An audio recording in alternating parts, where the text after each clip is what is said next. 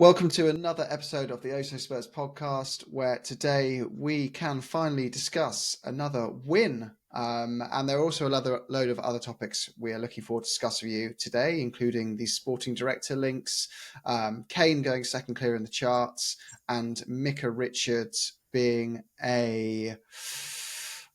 I'm going to start again because I felt... Yeah, a knob. Let's just go with that. Okay, so we've obviously got Si with us. Wait to introduce yourself, Si. You started with a Willie joke. Si. Yeah. Don't want to let the side down. Don't want to let the side down. Get it in early. This is. We got Deej. How are you, mate? Doing good. Very good. And Jonny, fresh back from his home territory. Yes, very, very fresh. I'm great, thank you. How are you? Good to Doing see really you. good, thanks, mate. Yeah, good. Doing good. Only one place to start there, guys. A win and what looked like a decent performance to me. Deej, I think you've been itching to talk about this one, so I'm going to throw you in first. What do you make of it? Clean sheet since February is never going to, or in the league at least, in February is never a bad thing. I don't know if I talked about it at the beginning of this podcast or before, but at the beginning of this season, I, alongside a lot of people, to be fair, were suggesting Emerson Royale at right center back because he's pretty decent in his strength has always been in his positioning, I think, and his defensive output, but his offensive work rate. I saw someone on Twitter say that he couldn't pick out a cross from a Vatican gift shop, and I thought that was fairly accurate. But I think that I kind of was shot down because Conte doesn't do anything anywhere close to that, like, tactically adept. Not to flame him, but he has a system and he sticks to it. But seeing Emerson as a right center back, whether or not it was Emerson being good at right center back and Romero being fairly good at the central center back role that we have kind of given the central center back, which is given more agency to step forward, like Dyer did against Man City, or whether it's because Dyer was dropped. I thought that this game was very tactically interesting. I thought that I even, like Kane said, that they played in the 3-4-3 in possession, but played in more of a 4-4-2 out of possession with like a flat back four of with Davies and Emerson playing as de facto fullbacks, and Porro playing more like in the midfield line of defense, which I thought was good because as we've all seen, Porro defending is not necessarily one that we want that to happen as far away from our goal as possible, to be fair to him. And like to be fair, he wasn't terrible, like when he wasn't asked to lock down Zaha one-on-one. But I thought that this lineup really actually played to our strengths. Obviously, the midfield is still an issue, but I don't think that's one that's necessarily fixable with the type of player we have. I don't think that the players we have there, I don't think Skipper, Højbjerg are necessarily bad. I just think that they profile too similarly and can't perform in the role that they need to in this like midfield 2 kind of. But yeah, I think that we will only get better going forward in terms of going forward as we get more like tactical familiarity between like flowing between the transition between offense and defense. We had a couple of chances where Porro either took an ill-advised shot or was like a couple inches away from putting a Charleston through on goal, and I think that those types of balls will only continue to be played as we get more familiar with our formation. So I thought overall it was a really good performance, considering everything we've been through, considering a clean sheet after giving up 4 and then 6 and then 2 in basically 20 minutes. It's hard not to be pleased with that. Great. What do you make of it then, Si? Yeah, I mean, I think I'd echo everything that DJ said there. I think if I was going to pick up one player that really made that system work on Saturday was Davis. I think that his work rate up and down that left-hand side really made that slipping into a 4-4-2 in defence really effective. And you could, if you look at the heat maps, you could see that where he was most effective, and you could see also where Royale was coming out to the right when we were in defence, and that seemed to work really well. And having that level of tightness behind Porro, obviously we know that if you've got if you've got Romero and Porro on that right hand side, it opens up some gaps for us. And I thought that was really tight. And I think that Davis was the one that made it work. And then Son dropping into that 4 in the midfield, similarly to Porro, again made that midfield a lot tighter. And we didn't feel as overrun in that midfield as we usually do. But when you look at the way that Palace were trying to attack us, I'm not sure that they were trying too much to overload the midfield anyway. They were using their left-hand side, our right-hand side really heavily. And obviously with the threat with Zaha down that left-hand side, they pinpointed that as a potential point of weakness for us. But they didn't really play in front of our back four too much. I think a challenge that we had was that Skip and Højbjerg were playing really, really deep. They were playing really deep, so they were almost sitting on the laps of Longley and Romero. So that was a challenge for us, and what that meant was that we whilst we had some opportunities going forward, to DJ's point about getting better as time goes on, if we continue to play this type of system, and if it's coached effectively, we will. But that's where we lacked some of that creativity. We didn't really know how to get out too well from that defensive formation. But in fairness, you've got to sort your defence out first, right? And if we're leaking goals the way that we were leaking them over the last few weeks, you've got to get that defence sorted out. And he did something that changed the way that we defended, and we looked a lot more solid. I was watching it in the pub on the TV over here, and I was in there with a few sort of non-Spurs fans, and all through they were saying, "Listen, you're just not in any trouble here." We didn't look in any trouble. Obviously, I was nervous because I know what we can do, but all the way through, they were saying, you just don't look as though you're in any particular bother. They didn't really cause us that many problems, one or two. Whereas at the other end, we had a few issues or a few chances where we could have, put the game out of sight. Romero hits the bar. Sonny, you put your house on him scoring that when he goes through, right? Rather than trying to take it around the keeper. He should have took the chance earlier. And Porro's had a good save. Johnston's made a good save from Porro as well. And whilst you wouldn't say that was high on the XG, but it was still a chance, and we looked way more threatening. But we played quite centrally, really. Apart from the goal where Kane's ball, we played a lot in front of their back four inside the width of the 12-yard box. So yeah, I was happy with it. We looked more solid, we looked more compact, we looked like we weren't going to concede goals. And I think if you can then work on how do you then transition with Porro and Son, then great.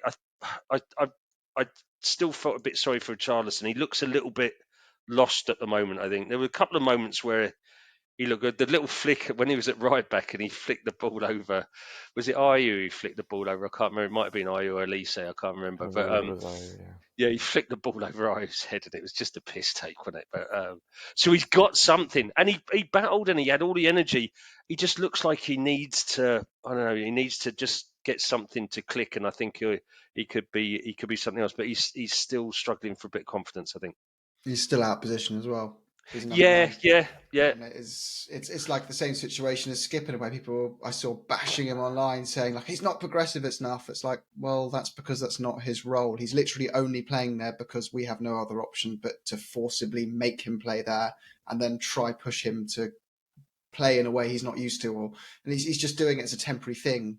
When people are fit, he goes back to a normal position, or Kane's injured. Richarlison was bought for that instant, and for some reason, someone replaced Kane's glass ankles with concrete ankles as soon as we signed Richarlison, which is a good thing. But I also think that Richarlison could, if we continued with this and really worked out how we use Porro and Son, I think we could play with the two up front. And I think there, Richarlison comes a bit more into his own because Kane will continue to drop a little bit deeper. He comes into that half space on the right hand side a lot, doesn't he? He loves that. He loves that little half space on the right hand side, and he creates a lot from that. And I think if we were to go with two up front, then Richarlison could be, up there with him. He could play that more number 9 role. Yeah, I agree. But just before we go, Di, because we are going to talk about Kane in a bit more detail later. But Jonny, what was your synopsis on the match? I think it's quite interesting because I was at the game and I was reading the feedback on the WhatsApp groups, and I was surprised by the level of enthusiasm. Not wishing to put a dampener on things, because I do agree with what's been said. I do genuinely. I think there were a lot of positives, and clearly, as Deitch was saying, having the context of our very, very leaky, not even way beyond porous defence in the last few games, to have a clean sheet is pretty remarkable. Fantastic to see that Mason's doing something different, and it did work, and it was really pleasing to see Romero stepping into that role of responsibility. Great to see Dyer being dropped, because he's not been doing the business since before Christmas, and those aspects were really, really positive. And I think Si's right. I think there's a lot of potential for taking those ideas, and especially when we got other personnel available. Like we've got Basuma's on the bench. Did he come on for a couple? No, he didn't come on, did he? But Basuma's there, looking like he could play a part before the end of the season. Clearly, we're all really looking forward to Bentancur coming back. But having bigged up Skippy the last time, he obviously had a ropey first half, but every player does that once in a while. His range of passing was way off. However, at least I think it's interesting what's been said so far. It's undeniably correct that both Skip and Højbjerg are very narrow, and that our play is very, even though we've got wing backs as such. Like Porro was getting into brilliant positions continuously. And I was at the game with my father, and it's his second ever Tottenham match. He was at the Real Madrid 3-1 at Wembley with me, 5-6 years ago. So he's a bit of a contrast in games, but at least he's still got the 100% record.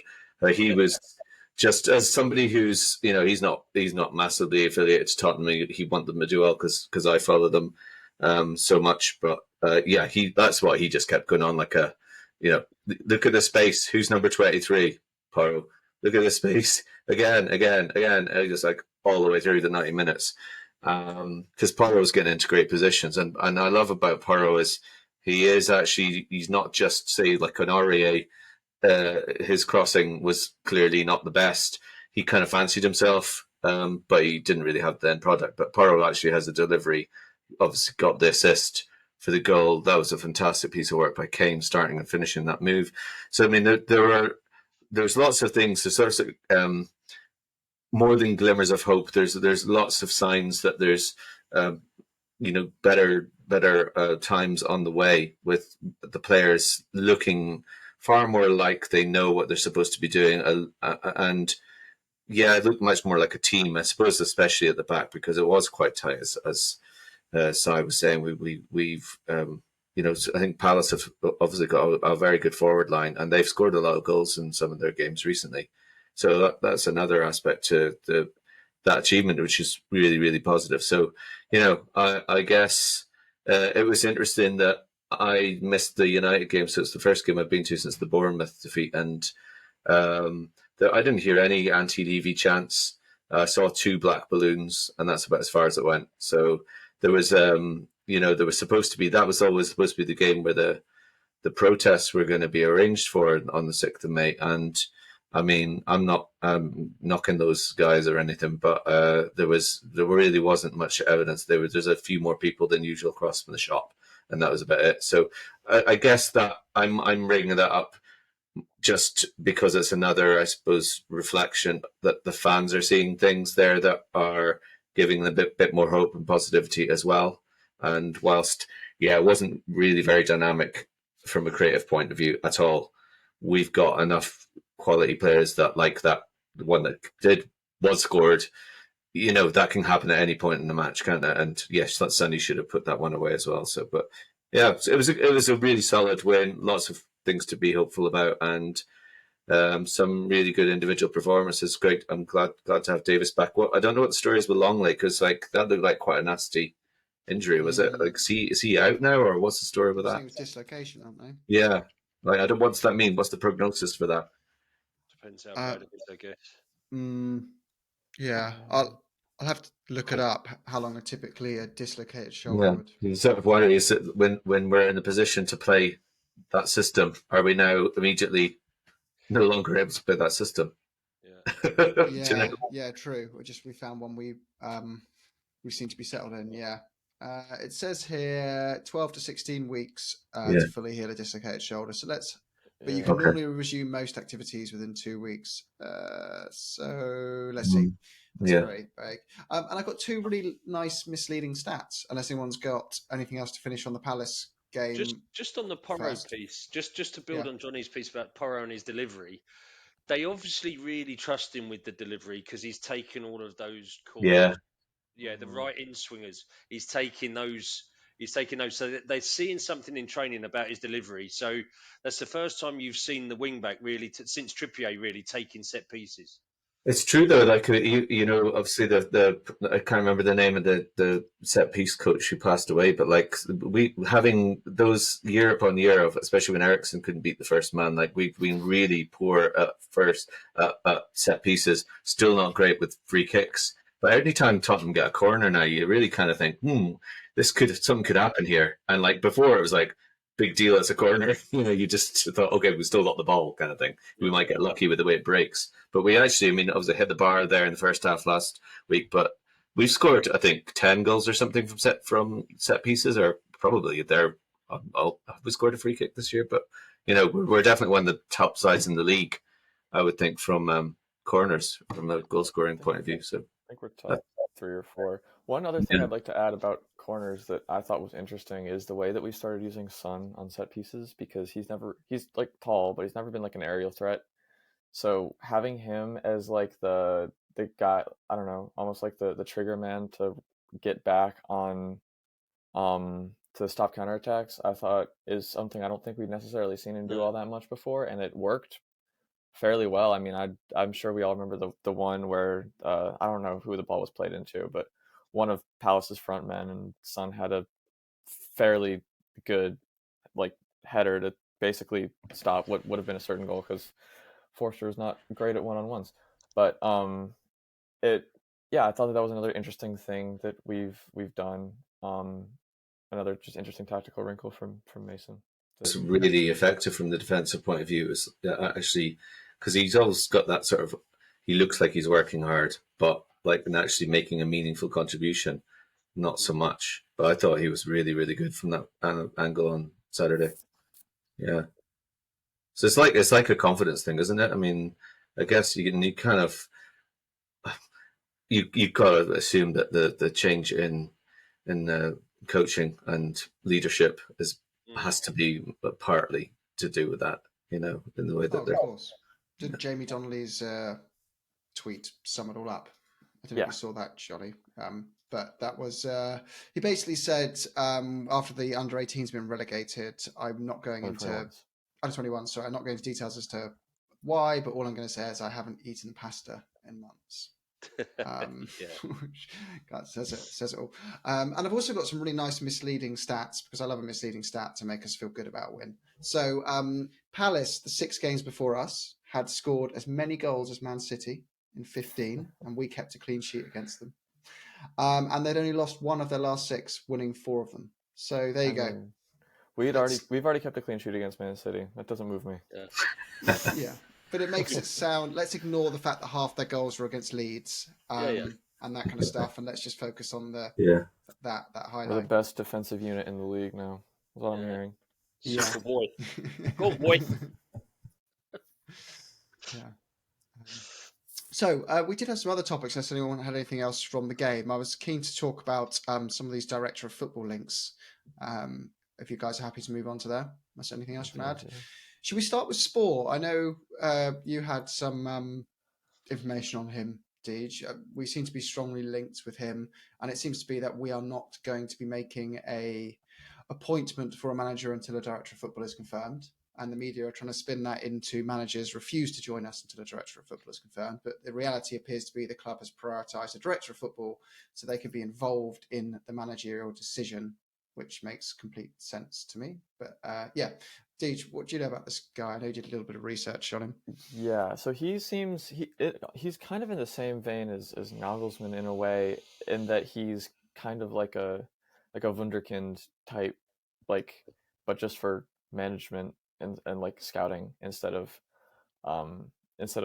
management.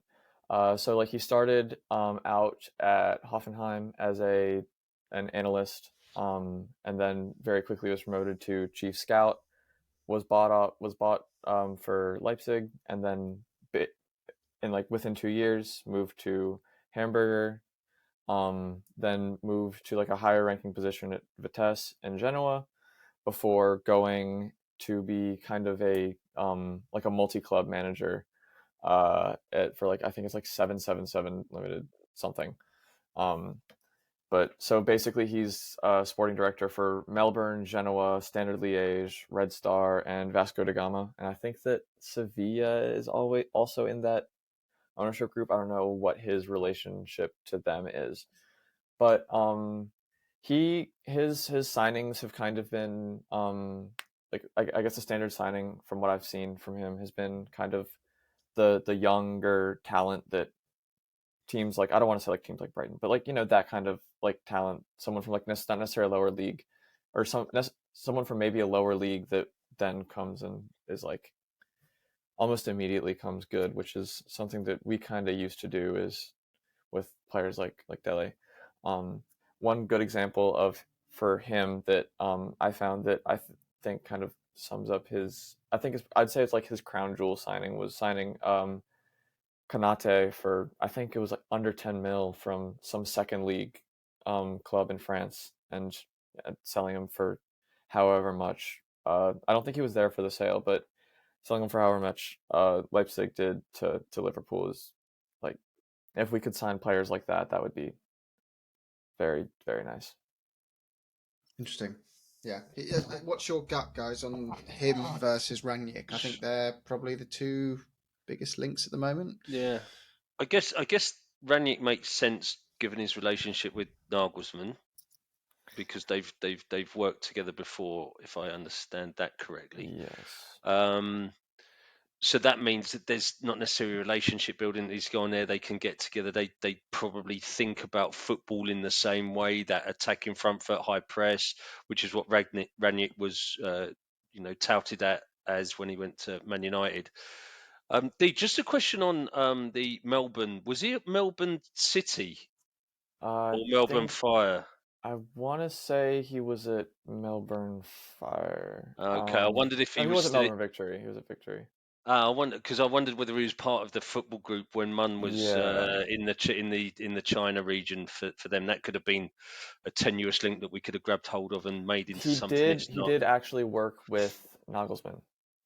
Did he? I don't know Okay. if Nagelsmann was the manager at Hoffenheim yet, but they were definitely on the staff. So there's at the definitely same time. some links across. I They really would don't definitely know. be familiar with each other. Yeah. I would say.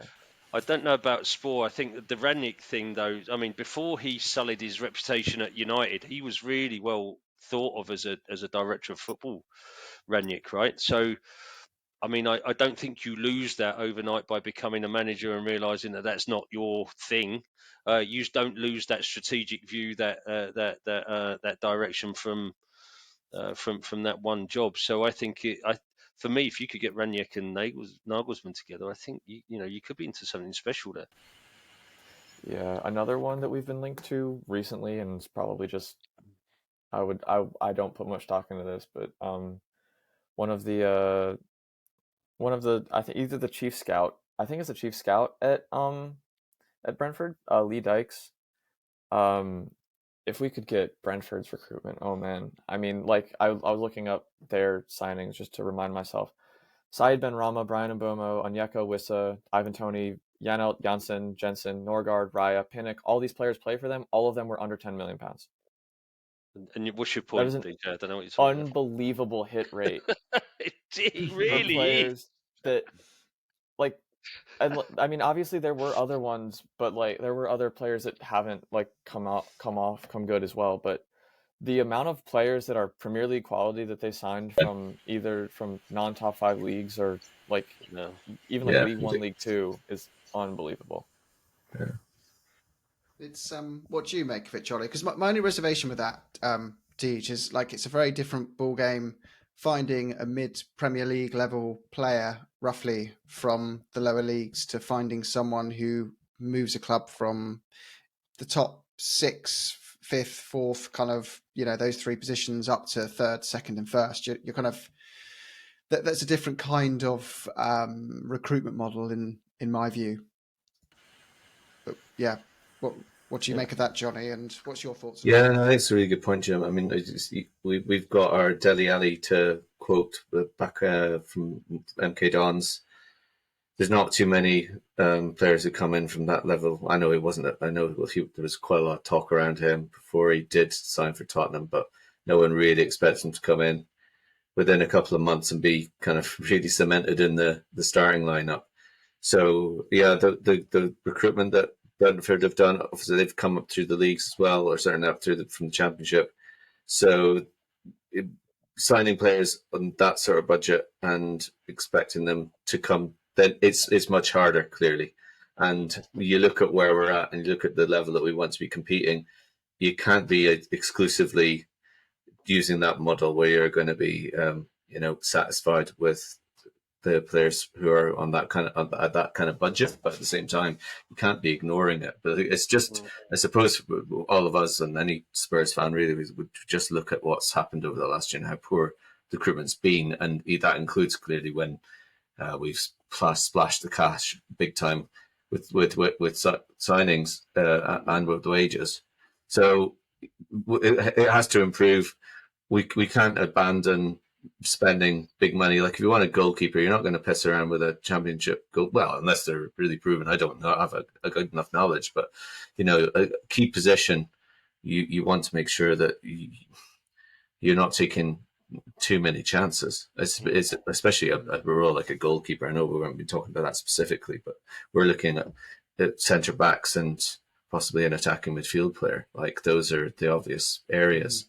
And to be expecting to bring in somebody in the way that Brighton or Brentford have done, it'd be amazing if that could be achieved.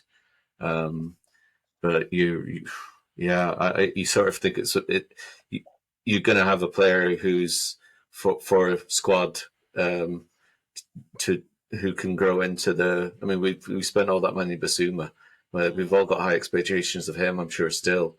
But like he contributed really nothing last season. Not entirely all his fault with Conte obviously not giving him that chance at the beginning, and then he got injured. So I don't know. I don't really have a great handle on names. I'm not going to waste any time talking about like what I know and don't know about. I thought that Spor had worked with Nagelsmann at Hoffenheim and at Leipzig, from what I read, but that I really don't know. So yeah, the point that Si makes is a really valid one, that they've got that relationship. And it does maybe indicate if you're whatever weight and whatever credence should be given to these reports, it certainly ties in with us prioritizing Nagelsmann and the reports about Nagelsmann not really looking to make commitments when he doesn't know what the story is with TOF and with transfer policy and that sort of thing. So that kind of that makes perfect sense if we're going down that route, which is kind of that's encouraging, I guess. Like and it's also like if he goes with Spor, think of Arsene Wenger did a pretty good job at Arsenal. What Spor could do for Spurs, maybe the name is written in the stars. I got a good reaction there, didn't I? Just to pick up on your point there, Jim, about the recruitment strategy. I think and again to build on Johnny's point, I don't think there is. I think you've got different pillars to your recruitment, right? And your strategy along those pillars. So you've got a pillar that is your youth development, right? To bring through players from the youth team into that first team. Really important because number one, a lot of them are homegrown, so that ticks a box. Number two, if they're good enough, they're good enough. And number three, if they're good enough and you get a resale value out of them, it's 100% profit. So it's a really good business model to drive as well. And if you look at all of the big teams across Europe, they really have three pillars to their recruitment and development. They've got their youth development, they've got their sort of the Brighton Brentford approach of looking for players in unusual places and bringing those players in and developing those sort of like to build their bench strength and build them into the first team. And then you've got your big marquee signings that are an improvement to your first team. So you're absolutely right, Jim. We cannot survive on a Brentford Brighton model solely as our recruitment strategy because we're past that, and we need those big name marquee signings. We need that big name experience to come into the team. But that middle part, if you can get one or two signings in a season or every other season that will plug those gaps, Yeah, and you can get your Bissoumas, you can get your Mbuenos, you can get those players, the Kantes when he came into Leicester, for example. You can, if you can go and get those players early, then they can be a really solid second pillar to your recruitment model. Yeah. But let's be honest, if you look at what we've actually outlaid on Bentancur and Kulusevski, even, I mean, I know you can say, well, Parazzi, they were kind of like laid on a plate for him and so on. Fair enough. But they didn't cost very much. I mean, you look at the players that we've spent a lot more money on who've really done nothing other than put us in a really crap situation, which we still find ourselves in terms of getting rid of players. And that's obviously a huge problem we have too. I mean, one assumes that that's a big responsibility too for whoever comes in is shipping these boys out, and then also like not being again, it's the way things are reported, whether it's factual or not, but the reluctance of Levy to just like, I know it's not this straightforward, just cut your losses entirely. But some of the stuff that when we're paying wages to players who are doing absolutely nothing other than just running contracts down, going out to other sides is absolutely ridiculous, and there's not space in the squad as a result. So, like, yeah, that's another really important role, isn't it? Like, especially this summer when these guys are all coming back, with 10 or 11 players are That's coming very back. true. So much of it is just about squad balance. Like, we don't need another player. You don't need Van Dijk to replace Eric Dyer, like a player that level of quality. When Liverpool sign him, all we need is a dunk from Brighton.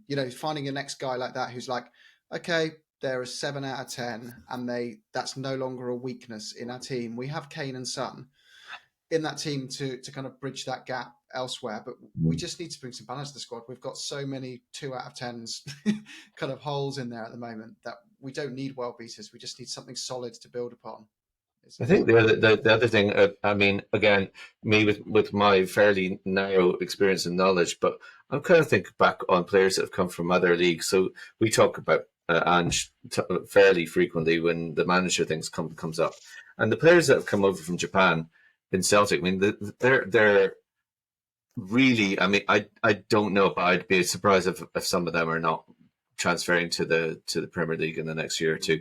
And they're setting the place of light, and they're really, really exciting to watch. I know it's a Mickey Mouse league and all that kind of thing, but historically, you've got players like Larson who played for Celtic. You've got obviously Van Dijk played for Celtic. We had Wanyama played for Celtic. So there are and people just sort of think, oh, it's like the SPL or whatever. So whether it's the Scottish Premier League or whether it's like the Swedish league or the Danish league or wherever it is, I don't know. We need to be a bit more open, I think, to like when you look at the players. Remember back in the day in Newcastle, they signed a lot of players from France and so on. Obviously, West Ham have got their Czechs that they it's there's lots of there's a lot of good footballers out there, and we've just not been very good at getting them in, unfortunately. Yeah. You just have to look at the Liga and Serie A to show it's not all about money as well, don't you? Yeah. They've still got brilliant squads being built, and teams like Napoli coming out of nowhere who haven't had hundreds of millions to throw at the situation. They've just had a plan with good recruitment and a bit of luck along the way, and it's just completely transformed the seasons. I mean, I think that the most interesting part for me, for what would happen if we were to bring the guy in from Brentford, wouldn't necessarily be him shifting to the bigger player, because I think that that's mostly to just do with budget. Like, I think that, I mean, obviously, if you're at Brentford, you can't be signing the Romeros, the Ndombeles of the world. But I think I'm not sure if that's as big of an issue to me. But Sai brought up a great point about the three pillars, and one of those pillars is a youth team, which Brentford don't have, if I recall correctly, because they went full Moneyball, full signing the players, and not really, because I mean, no need to put that money into a youth team when you feel like you can recruit better than you can recruit players from lower leagues better than you can recruit youth. So I think that would be interesting if we were to bring someone in from like a Brentford, how they would adapt to having to work with an academy. That's a good point, dude. Because I was reading, I can't remember which paper it was, so sorry. But there was a really interesting article basically showing how competitive it is for youth players, and that it's no longer this cheap factory of talent. It's like youth players are often on 20, 30 grand a week at Man City and Chelsea and Liverpool and Arsenal. So we're going in for a 16-year-old, slapping him on 30k a week, and you have 10 of them. Say you're like, well, hello, that's a 300 grand a week player. Like we could sign or two or three 100 grand a week players. Maybe it's better so it's actually maybe Brentford's model is we're going to see more and more of that. The problem is if too many go that way, it just leaves less competition for players for the clubs to stick with their youth model. One would assume that players that's definitely going to become a more common thing, especially in lower leagues. I don't think that we're in danger of doing that because I mean, we've seen how much we're worth according to I don't remember who put it out, but apparently we're like the 10th most valuable club in Europe, however much stock you put into that. But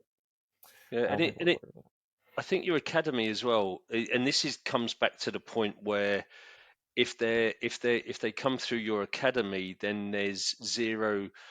You've got the wages cost, but it's 100% profit when they go. So it depends how much stock you put in your ability to develop players at that level and even sell them on before they've even had a first team sniff, or they've been in the under 18s, they've been in the under 21s. And if your academy's got enough kudos there in the marketplace, then you'll command a premium for your players coming out of there. So it's 100% profit into the organisation. There's zero cost associated on the books to those players. So that helps you with your FFP because it's pure profit. That's true. Yeah, I didn't think of that. That's a good point actually. But I think the future is the way we seem to be going, which is the multi-club model. So you have 3 clubs under your books and you pluck out the best ones from them once they go to that level beyond being an academy player. So they're tested in a top league of the country that they're in. And that's why people always make out, Man City are doing such a fantastic job with all these signings in inverted commas. It's like, well, yeah, because Man City Group has so many clubs under its umbrella, they're effectively just funneling all the talent into Man City, offsetting those wages until they're guaranteed to be a success and they can go to Man City. I saw there was a thing going viral saying, although Man City have spent 2 billion building their squad, Pep's only spent 350 million since he took over and transformed that squad into, the beast that it is today. But that is just so misleading when you look under the hood at the fact that that's a net spend 300 million because they had £1 billion worth of base layer to offload and they had all this talent that had been brewing for 5 or 6 years. Now in their prime, being like, oh yeah, Gundogan or whoever it is, like, oh, I'll take him. He's ready now for Man City. So it was. It's definitely the model to go. And that multi-club model actually allows you to diversify your scouting network as well, because what you're doing is then you'll have regional scouts that are looking at those regional clubs, like the City Group. You'll have the China that will be looking at that part of the world. They will do all the work for you to get them into Melbourne, to get them into the other clubs in that part before you have to convince them that the journey is to Man City. Do you see what I mean? So you have a regional scouting structure where you can be really focused on that region and you don't have to spread your network centrally from the UK to do that, because you've got an offering in that region for those people, for that talent early in their career, and they can see a route to the Premier League from there. It's like work, isn't it? Like, obviously every company would love the best talent from around the world, but people don't want to move and outside their own countries and things like that. So and it's a risk, presence, right? Yeah. Yeah, You know, and to exactly. take a talent from China and put them in Manchester in a youth academy is a really risky option for you. If you can get a China talent into, I don't know who they've got in China, Shanghai or whoever they've got in China, I've made that up, but into one of their team in China or into Melbourne, then actually the risk is mitigated heavily by doing that. Well, let's hope we can set up that model. I'd love to see a few Cubs under us. It would be exciting to watch it. It would take obviously a lot of time for it to bear fruit, but I think we need to get onto this train before it's Yeah. left By the station. Thursday next week, yeah. Otherwise, leave it out. we people I get challenged on this view, but my view is because we've taken 3 steps backwards in the last 5 years from where we were. It's going to take 5 years to get back to where we were again, and we've got to expect, our expectation should be that there's steady progress back to where we were, i.e. getting to the late stages of the Champions League, but that's going to take a lot of time. People are expecting just Scott Munn to come in, Nagelsmann to come in with a director of football, us to sign 5 incredible players and then be challenging Man City next season. You're going to be wholly disappointed. Even if we were bought by Sheikh Mansour tomorrow and he binned off Man City, we would still probably take 3 or 4 years to get into that position. So it will take time, but I'm just desperate to see us playing good football and moving in the right direction. Yeah, D just had to drop, but so guys, another nice record that is not misleading at all is Kane is now ahead of Rooney in the all-time scorers charts for the Premier League. Yeah. Just so lucky to have this guy. I know we go on about it all the time. Like, just what a player to do that. The players above him, they were in better teams, and I think Kane has had to deal with as an average at Tottenham as well. He literally assisted his own goal on Saturday. Like, not many players have to do so much to ensure they keep this ridiculous record going like he's done. Where are your guys' heads at with him, and also Micah Richards' comments that apparently that he does know how Kane sleeps at night because he hasn't won the Premier League. Yeah, I mean, I don't know what we can say about them, but we haven't really said. And it's just like the hype is just very, very real. And I guess when he's not with us anymore, or when he's retired, and let's hope that they coincide at the same time, that we'll realize, oh my God, how lucky we were. I think we can say that now. We recognize that now, but we will be talking to our grandchildren, our great grandchildren, or whatever about Harry Kane, just like people talk about Greavesy now, and it's just an insane kind of blossoming of a person who didn't seem to have there's that level of innate natural talent. And as earlier on, obviously he was out on loan so many times in those in the earlier part of his Tottenham career. And I do remember, I can't remember what year it would have been. It was before whether it was Sherwood or Spors was manager. I'm not sure, but they were on a preseason tour in America, and I just knew the name Kane, obviously, because it was kind of nerdy. We all know the sort of lads that are coming up. And I think he was going, after that, he probably went back to Leicester or Orient or somewhere like that. And he came on and he just couldn't hit barn doors. Absolutely. He was really bad. Like any time, I know it's like these preseason matches don't count for a whole lot. But looking at him, I thought, well, he's obviously not one that, you're going to get any change out of. Just like, he's just not a name that you'll ever have to worry about remembering. And when we sold Gareth Bale to Madrid, and he kind of, it wasn't that long after that he kind of started to make a bit of an impact in the first team. And I remember distinctly watching Sky Sports News with Callum, my eldest, who's probably about 12 at the time. And Harry Kane was interviewed, and he was saying, Gareth Bale was really inspirational, and he hoped that he could reach the same heights and be like one of the best players in the world himself one day in the future, and like that he'd shown him, such a great example. And we were just looked at each other and just pissed laughter, like we just thought it was an absolute joke, And what he's actually done and his level of professionalism, his like obviously clean living. He's, there's obviously no dirt on the guy because it would be out there, wouldn't it? Like England captain and everything. He's such a model professional. I know we had the whole summer a few years back with the courting of City, and you can't really blame him for that. I know at the time where like I was as pissed off as the next person about how he kind of handled it. Could have handled it better for sure. Kind of blame his brother for that, but he's just an amazingly talented player. And when you're looking at records and the usual kind of comparison you mentioned before about Rooney and the fact that it took him so much longer to reach the same, obviously now behind Kane in the list. Yeah, you've already said, Jim, there he was playing for United. Yeah, I know that he did drop back in his later days, but it's like Harry Kane spends most of his time in midfield, or a hell of a lot of time further back as well, doesn't he? Yeah. And that's a whole area of his game that almost none of the prolific goal scorers can claim to have anything like that level of just incredible all-round footballing intelligence, because he's not only an incredible goal scorer and scores goals with every left, right, head, inside the box, smells out goals, back posts, through incredible movement, through power, edge of the box.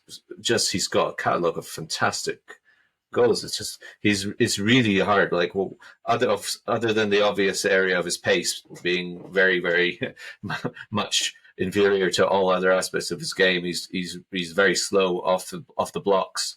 You know that when you see him in a race with a defender, he's not going to come out on the right side most of the time. But isn't he like how he uses his body is so clever? How he can still retain possession and just switch that play so quickly. He knows where the guy is out wide, plays these ridiculous passes. Oh, he's just an amazing player, and I think that it's so unfair. I think if there was any other crest on his shirt, he wouldn't be getting the pelters he does, and he wouldn't be getting the skepticism and the patronising, disparaging remarks about, oh, he's got to leave. Okay, like, I'm sure he'd love to win the Premier League and all of that. But the mad thing is, though, like Man City played, and they tried to get him and offered a laughable 70 million quid for him when he had 2 or 3 years left in his deal. They went out the semi-final of the Champions League that year, playing without a striker. And I bet you if they'd actually stumped up the money then and prioritised Kane over Grealish, there'd be a lot better chance they'd have that Champions League trophy already. And to say that if Kane had been wearing a Man City shirt for the last 5 years, they would have won any less titles. and there being the chance they would win even more trophies. Absolutely. Like, it just sums up why it's such a stupid argument. That's like, oh, if you haven't won a trophy, you're not a better player. Like, okay, so he's not as good as Steve Sidwell. It's just such a mind-bogglingly ridiculous argument. All it is, we know it is, it's just fans trolling us, trolling him. And then there's a few people as well who are bitter because they're big clubs like Man United and they're used to being able to bully anyone for anyone. And our chairman just is the only guy, well, probably the best at just staring someone in the eye and just going, no, I'm not selling him if I don't want to. So they haven't been able to bully us, and it pisses them off.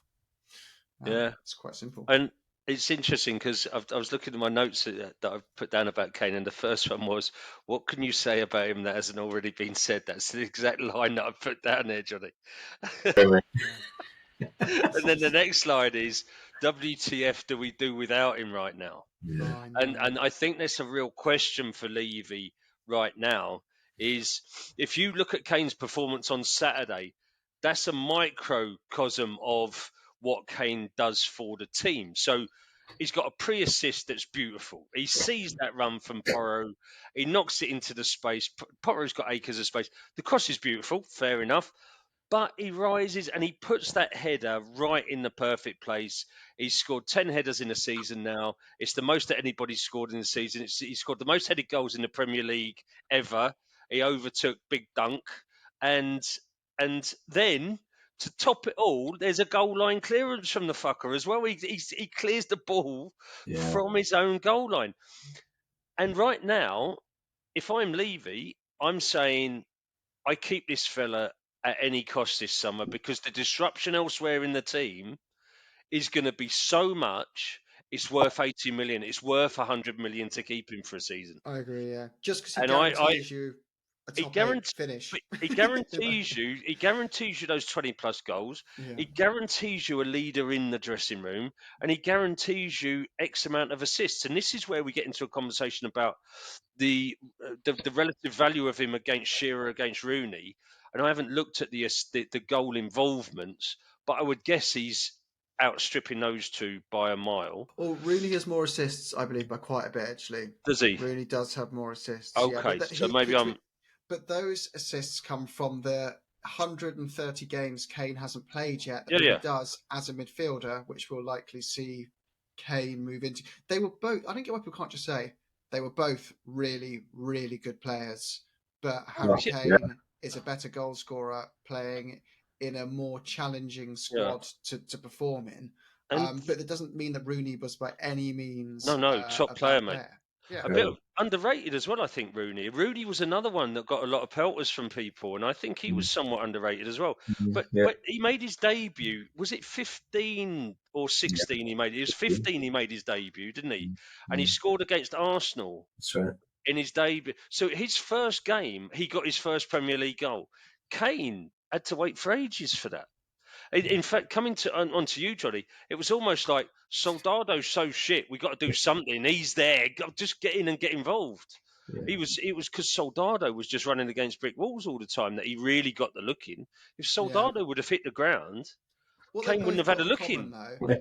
I kind of feel like Rooney, when he was a teenager, he started out with having this physical dominance, this like insane acceleration and strength that just made him this, like power horse with an incredible like Shearer powerful like strike that just made him have these physical advantages over others.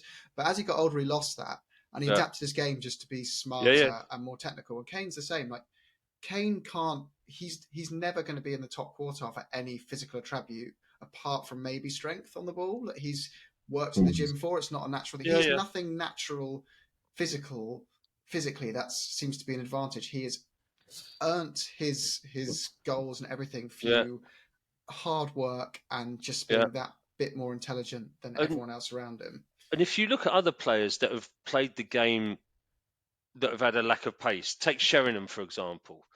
You have longevity in your career there because you're not.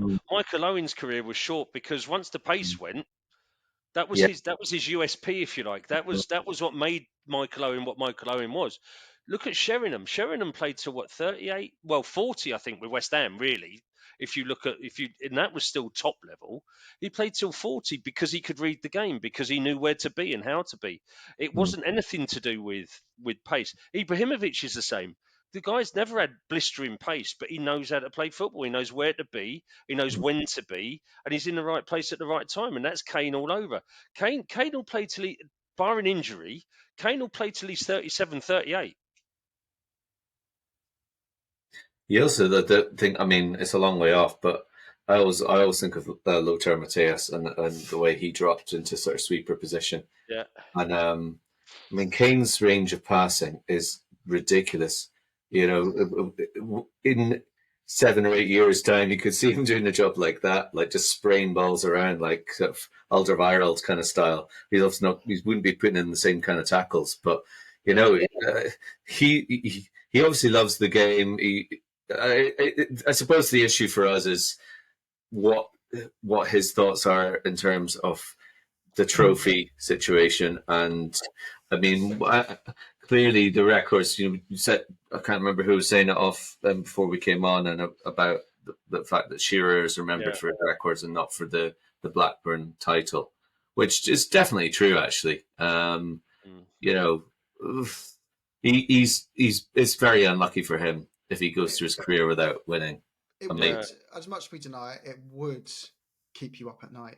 If you I know I've just slagged Richards off and said like you're an idiot for saying that, but if he finishes his career, you imagine going over to your mate's house, like going over to Beckham's house or wherever it's from the England entourage of players, Rooney, whoever, and they switch on the basement light and it's like, oh, shiny stuff everywhere, and then the top goal scorer of England ever who's in that room is like, what have you got? And he's got the Audi Cup, like that's it. Like it's a bit. Yeah. It is interesting though when you listen to strikers. It's almost like the goalkeepers union. The strikers have a union as well, and they're quite a selfish bunch.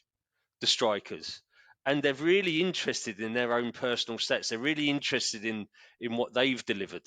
I'm not saying that winning a trophy is not going to be of any interest to Kane at all, but I just wonder whether the draw and allure of being that one club person like Gerrard was, and being the hero, and just having that iconic status at that club, and being so outstanding that you've broken all of the goal scoring records that are available. Is that a sort of trophy for Kane? It's also the fact that the further he goes in his career with Spurs, and he's like just about to turn 30, isn't he? Like in the summer, Yeah. The more real that eventuality could become, because the alternative options to Tottenham are probably narrower than they would have been a couple of years ago, which also, limits your potential to actually achieve the honours that you would leave Tottenham possibly to try and secure. So, like, there aren't guarantees. Like, if he'd gone to City, you could say that's pretty much a guarantee. Absolutely. But there isn't any other club outside of them where you're going to feel, oh, if I have 2 or 3 seasons of this club, I'm bound to win the Premier League one of those years. So, look at Man United, though, Johnny. Like they're sitting there singing, "We'll see you in June. We'll see you in June." Harry Kane, "We'll see you in June." What are they doing? Okay, they might finish fourth, but there's a good chance they won't finish fourth next year. They got beat by West Ham last night, for Christ's sake. The only team where you're going to guarantee winning is City in this league. You're going to guarantee some silverware if you go to them, without a shadow of doubt. Which is, I mean, you can see why he was pushing for that, and the going on strike, etc., whatever you want to call it. You can see that to a certain extent for City. I wonder whether, if he feels that he's coming up for 30 this year, I've just talked about maybe he's having maybe 6 or 7 years left at the top flight. Does he see? I think that the manager appointment in the summer makes a big difference to him. I think that if he can see a direction that in the next 3-4 years there's a possibility that we'll be challenging for silverware, I wonder whether he just says, "Listen, my lot's a good lot here. I've lived around this neck of the woods all my life. My family are here, the kids are here. What is there to move for?" But Jim, you spoke about, I think about 3 or 4 pods ago, about the potential earnings of Kane and whether we could stump up the 400,000 that he could walk into at Man United, for example. That could be a stumbling block for us. People are like, as well, my personal view is he's going to see out this contract. We're not going to sell him. It's too destabilizing, and if we have not a miracle, but we overperform expectations, and we're suddenly challenging for trophies, and we luckily win an FA Cup next year, he stays. He signs an extension or whatever. Yeah. But if it's another year of, okay, we're going to finish 6th, and there's still loads of improvement to be made, he will wait it out and say, "I'm not necessarily going, but let me see what offers I get." And if Man City chuck an offer on the table and go, "We'll fit you in somehow, don't worry about it," he'll go, "I've got 4 years to score 50 goals, even though I may not start every week." And we've said that. That's a really good point. Is there another option where Levy convinces him to sign a 3-year deal to keep his value in the market, and then we can sell him after a year? Well, no, I was, to caveat that, I was thinking maybe Levy says, just sign a 1-year extension. Well, whatever just that might one be. More season, and because City aren't open to you yet, whoever, like, there's nowhere for you to go. Could Levy build some value into the discussion where, listen, give us a bit of time, but if we can't realise something in 12 months, then we'll sell. We guarantee that we'll sell you, but we want some value into this. Well, Levy will be saying, "Someone get me in a room with Charlie Kane," because that is putting prime Mike Tyson in 2 pints of lager, packet of crisps, isn't it? With one of us, isn't it? It's like just lamb to the slaughter. So he'll just be saying, "Someone get that meeting set up, and I'll do the rest." And then he'll eat Charlie, and then Kane will walk out thinking he's just shaking the hand of him to, like, say, "Thanks for coming in." He's actually signed an 8-year deal, and he has no idea what he's done. Imagine Charlie walking in. "Yes, all right, don't worry, it's sorted." Yeah, what's sorted? No, don't worry yourself. It's fine. You know Daniel, good as gold. Yeah, did you sign anything? No, but he said. Well, no, I did sign. We've got an 8-year extension, but there's a gentleman's agreement that after 6 months you can leave. And it'll be something like that. And then Daniel will be there. Yeah. One thing I noticed today, which I thought was a nice observation, even if it doesn't really mean a whole lot, but reflecting on the City courtship a couple of years ago, and then seeing the comments that he made about the Conference League, where I thought that was really positive, actually, from Tottenham point of view, and just the respect that he had for the club, considering actually you could sort of say, well, he was a bit just disrespectful to Spurs that summer. But it was because I think Jim's in the same boat as me. I'm not really up for the Conference League at all. But unless we're like putting it in for the younger players to develop, and that's the route we go down. But Harry Kane sort of says something, and it makes you think. Well, actually, sort of reflect on the fact that he said basically that if you qualify for a tournament, it's an important tournament, and in a club that hasn't won a league for hasn't won a trophy for 15 years, maybe this is a way of winning the trophy. And he wasn't saying it categorically that he would be part of that, but he sounded the way it sounded. It was like until anything changed, that would be what he would be doing, and he took it seriously. So I thought I liked that because he didn't have to say that. Yeah. And I think I'm sort of, if I take the European piece out of it, irrelevant of what competition you go into, I think we should just strive to finish as high as we can in the Premier League, whatever consequences that has. You know, there's a financial advantage to finishing one place higher. I don't know X amount of million it is nowadays. It's probably a drop in the ocean compared to the turnover we get at the club. But there's still a kudos between finishing 6th and 7th, or 7th and 8th, or Chelsea finishing 12th or 13th. You know, that's a bit of a, I just think you should strive to finish as high as you can in whatever competition you're playing in. But this is kind of true, but I feel like it doesn't matter if you're in the Europa Conference League as long as you have your priorities right when the season starts. So Liverpool and Arsenal nail it most years in the sense they go, we are prioritising on 2 competitions. And this year Arsenal went 1. They just went, look, all we care about is the Premier League this season, getting back in the Champions League. They weren't aiming to win it, but they were saying, all eggs in one basket, dump themselves out the cups straight away. There's a saying that really teaches you. What is that saying about the eggs in the one basket? I don't know. It'll come to me. I'll let you know. I'll let you know as soon as I get to it. But Liverpool did the same, right? In all their best seasons, the 2 seasons where they won their 2 major trophies, the Champions League and the Premier League, they just focused on those 2 competitions. They went out the domestic cups first rounds. We don't have the squad for it. Whereas we seem to every year be like, I'm going to spread across every competition, and then everything's going well, and then suddenly it's like, 1's gone, 2's gone, 3's gone, 4's gone, and we just cascade out of all of them because we can't spread across them, and a few injuries hit us. And they tend to go in the space of a couple of weeks, don't they? Because you have those pivotal moments in sort of February, March, where you've got the 4th or 5th round of the cup, you've got the quarterfinals of the Champions League, you've got and it all goes tits up within 2 weeks, and all of a sudden, what could have been a great season turns into a disaster. Exactly. But we need to wrap up, guys. We're over time. Right. So any final comments?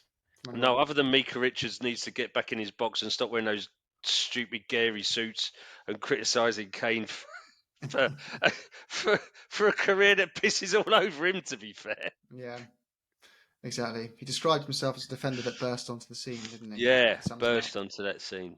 Yeah. Burst onto that subbench. But up Spurs, and look forward to seeing you boys in person for the last game of the season, Brentford. Yeah, early kickoff, so bricklayers at 10 a.m, I'm guessing. Yes. Come on, you Spurs. All right, come on, you Spurs.